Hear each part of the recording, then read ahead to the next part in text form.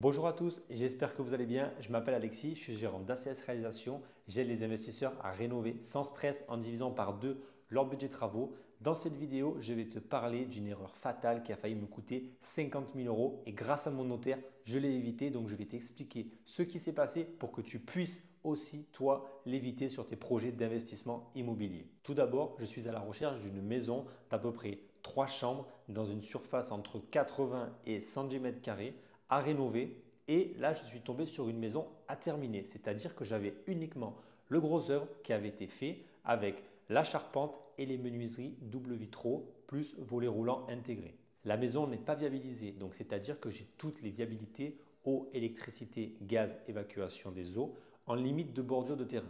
Le terrain fait 300 mètres carrés. La maison en fait 100 avec un garage à coller. Il faut savoir qu'il y a un bout de terrain devant, la maison, un bout de terrain derrière. Pour travailler dans la maison, on a l'accès principal côté garage et côté cour. Pour travailler de l'autre côté où il y a le projet de créer une piscine, à cet endroit-là, il faut passer par une route. Et de cette route-là, il faut soit buser un caniveau, c'est-à-dire on met une buse, on remblait parce qu'il y a un passage pour l'eau, c'est communal, ou on passe par le voisin, mais le voisin il a déjà fait sa clôture, donc maintenant on ne peut plus y passer. Donc il faut avoir un accord de la mairie pour pouvoir franchir ce caniveau-là et pouvoir travailler sur l'arrière-terrain de la maison. Sinon, il va falloir passer par l'intérieur de la maison avec la brouette, les engins, etc. Ce n'est pas possible parce que le projet, c'était de créer une piscine. Donc la maison est affichée sur le Bon Coin à 149 000 euros. On a envoyé un message depuis juin à cette annonce. Comme ça, nous, on a fait une visite proposition en novembre. Donc, il s'est écoulé presque 6 mois. Une fois que l'on a fait la visite, on a appris que la maison, ça fait 2 ans qu'ils essaient de la vendre. Le terrain a été acheté en 2020. Ils ont terminé hors d'eau, hors d'air en 2021. Donc, ça fait plus de 2 ans que la maison a été arrêtée. Donc, les travaux ne ont pas été continués. Le permis de construire déposé est sous RT 2012, déposé en 2020. La construction, comme je vous ai dit, a été faite jusqu'en 2021. Ensuite, il y a eu un arrêt des travaux. Donc, lors de la visite, on a appris qu'en fait, ce sont des associés qui ont construit cette maison pour but de faire une plus-value. L'objectif, c'était 2 frères et un associé qui se sont associés sur cette maison. Et lors de la réalisation des travaux, ils se sont pris un petit peu le chou et les 2 frères ont plus travaillé que l'associé, donc ils ont décidé d'arrêter de réaliser les travaux, donc c'est pour ça qu'ils n'ont pas terminé la maison et qu'ils ont décidé de la vendre. On s'est dit, bon ok, on va les visiter, ça vaut le coup. On se rend sur place, donc on voit la maison, il y a des herbes de partout, il y a un petit peu de bordel. Les finitions, c'est un peu à revoir, il y a un peu de mousse polyuréthane de partout sur la partie gros œuvre. Lors de la visite, je vois qu'au niveau des poteaux, il y a des parties où il y a du béton, donc je me dis il y a de la ferraille, il y a des chaînages, etc. Visuellement, ça me rassure. Je me dis que ça a été fait plus ou moins dans les normes. On voit le vide sanitaire de 60 cm qui a été fait. Je n'ai pas d'étude de sol, je n'ai pas de plan. Donc moi, on m'a fourni uniquement un plan d'architecte qui est illisible, mais je vois déjà comment ils ont prévu de disposer. La maison, elle est en 2 petites zones, ça fait un petit L. Donc on voit la partie où il y a les chambres au sud et après on voit au nord qu'il y a une suite parentale avec le salon, salle à manger et cuisine. Nous, déjà, je me suis prédisposé sur mes plans. J'ai redessiné à peu près à l'échelle pour, lors de ma visite, pouvoir faire moi mes traits et j'ai décidé de supprimer la suite parentale, de faire 3 chambres seules avec une salle de bain pour les 3 chambres, le WC séparé dans une buanderie, toujours salon cuisine ouvert et derrière de faire toujours une piscine suivant le permis de construire. Donc on fait la visite, on échange, on voit un peu ce qui a été fait, on voit qu'à des endroits il y a plus ou moins des défauts, mais on suit la visite, on laisse parler les 2 frères parce que nous on a fait la visite uniquement avec les 2 frères et non avec l'associé. Donc nous on a traité qu'avec les 2 frères. On fait la visite, on voit qu'il y a la terre à évacuer, je prévois la terre, je prévois la clôture, je vois pour isoler aussi vite le soubassement parce qu'aujourd'hui il y a de l'humidité qui a commencé à rentrer dans la maison parce qu'il n'y a pas le crépi extérieur. Il n'y a vraiment que le gros œuvre. J'avais fait mes calculs déjà au préalable avant de faire cette visite et j'avais en tête de l'acheter moi pour but à 100 000 euros. Elle était affichée à 149 000 euros, je voulais l'acheter à 100 000 euros. Mais verbalement, je leur ai fait une offre à 120 000 euros. Ils m'ont dit oui, pour 120 000 euros, on ne vous aurait pas dit de vous faire déplacer parce que c'était à 2 heures de route quand même de où j'habite. Et on a pris le risque d'y aller. Mais je voulais la voir, je voulais qu'ils sentent qu'on était investi sur le projet pour vraiment attaquer une négociation. Donc on s'est rendu, on a fait la visite, on a fait notre offre, on est resté plus d'1 heure sur place, on a parlé, on a échangé et on a voulu vraiment tâtonner le terrain. Et on s'est rendu compte qu'on n'avait aucun document jusqu'à ce moment-là. Et tous les documents qu'on demandait, on nous disait, vous verrez au moment du notaire, vous verrez au moment du notaire, vous verrez au moment du notaire. Bref, on s'est dit, Il y a peut-être une anguille, mais derrière, on va continuer. On continue. Donc, on part de cette visite. On a visité plus d'une heure sur la maison. On a fait le tour. On lui a donné notre offre à 120 000 euros. Il nous dit non, pas de problème. Pour moi, la négociation n'était pas terminée. On a appris que cette maison, ça fait 2 ans qu'elle est sur le marché de la vente. Nous, on avait vu l'annonce que 6 mois auparavant. Et on se rend compte que cette maison ne part pas, qu'ils ont failli signer qu'une fois un compromis, mais qu'ils n'ont pas signé. Ils nous ont sorti une salade que la personne n'avait pas les fonds, qu'avait envoyé les fonds dans un pays étranger pour rapatrier, qu'après, il avait voulu en fait faire un blanchiment d'argent à la personne qui avait voulu acheter, mais ça ne nous regarde pas.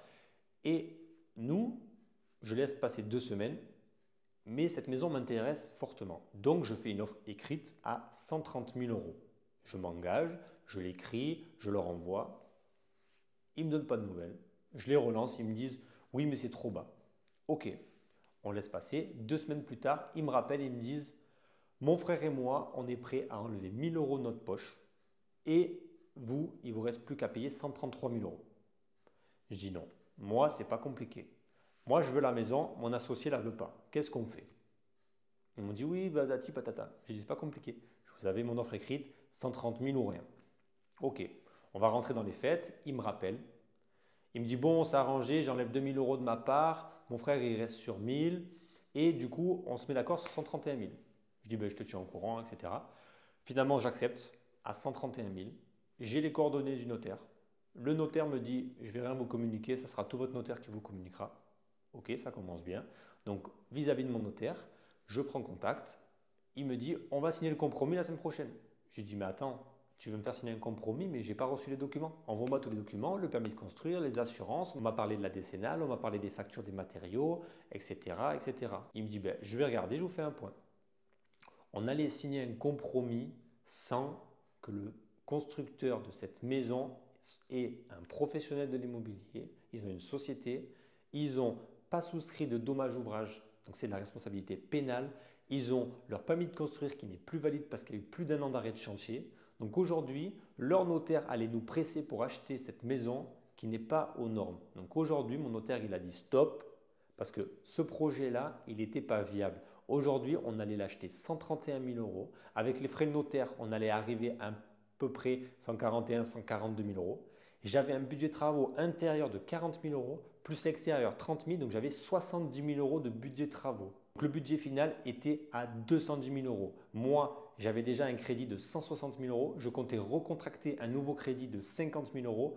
Et grâce à mon notaire, je n'ai pas contracté ce nouveau crédit de 50 000 euros parce que si j'avais fait ce crédit-là, j'aurais perdu ces 50 000 euros. Parce que la maison, je n'aurais pas été dans les règles de l'art pour la réaliser. Donc grâce à mon notaire, j'ai fait une belle économie et je peux repartir aujourd'hui sur un nouveau projet qui sera viable et conforme. Donc j'ai voulu aller sur une maison qui n'était pas terminée en me disant que j'allais faire une plus belle plus-value, mais aujourd'hui j'allais me mettre en défaut d'aller sur une maison neuve parce que j'allais devoir payer la viabilisation, l'électricité, la plomberie, le placo, les doublages, l'isolation et potentiellement j'allais passer sous la RE 2020. Le permis n'allait pas être accepté si je voulais le renouveler parce que je ne pouvais pas le renouveler étant donné qu'il n'est plus valide. Donc faites attention, quand vous achetez une maison qui n'est pas terminée, vérifiez les assurances du constructeur, même si c'est un particulier. Vérifiez que le permis est toujours valide parce que le transfert de permis ne peut pas se faire lorsque le permis n'est plus à jour. Vérifiez ces informations-là parce que sinon vous allez perdre beaucoup d'argent, du temps et après c'est vous qui avez la maison sur le dos et c'est vous qui n'arriverez pas à revendre la maison. Donc méfiez-vous, faites-vous accompagner pour ces étapes qui sont assez critiques et ensuite aujourd'hui je rebondis sur des nouveaux projets, je vais rester dans la rénovation, mon corps d'étape préféré, mais les maisons neuves on verra ça pour plus tard parce que vraiment ça va nous servir de leçon. Donc aujourd'hui, j'espère que ça t'a servi de leçon et que si tu comptais acheter une maison neuve ou construire, méfie-toi de toutes ces étapes parce que ça n'a rien à voir avec la rénovation. Donc grâce à mon notaire, je lui dis merci, j'ai fait une belle économie et grâce à lui, je vais pouvoir aller sur un nouveau projet qui sera, je l'espère, plus rentable. Si tu as un projet d'investissement immobilier et que tu ne sais pas par où commencer, mais que tu veux gagner de l'argent, réserve ton appel découverte et je vais t'expliquer comment je vais te faire gagner de l'argent sur ton investissement immobilier. Je te dis à très vite.